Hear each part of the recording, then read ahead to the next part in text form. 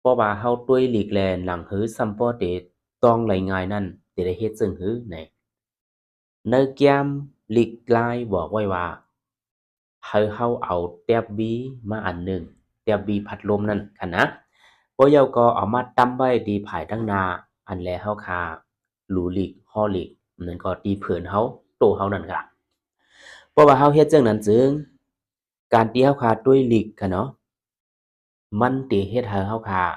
ในการอ่านของเราตรงได้หลีอ่านยาวเราสิเอากาโต้ไต้ไข่เหนบอกไล่ไข่จังนะครับเพราะว่ามันสิเพิ่มแถมเฮ็ดให้ออกของเราหมายต้องได้ง่ายนะครับย้อนเบิ่นนั่นแหละในคำว่าสิเป็นคนที่เราหลีกคือตอนดาเดียวกาโต้ได้ไข่เหนคืออำนั้นก็ที่เราหลีกที่ตอบหลีกคือในจั่งใดฮะลูกอ่อนว่าก้นลงว่าหั้นเนาะ เอาแต้มบีมาอันหนึ่งอะเนาะแล้วก็เอามาใส่ก๊อกเสร็จตั้มไว้ภายหน้าอันแรกเขาก็แยกลีกข้อดีกากเสียนั่นครับตั้งแต่เฮ็ดให้เขาครับมีดังตรองหลายหลีเกี่ยวกับเรื่องการรู้การตุ้ยลีกนะครับ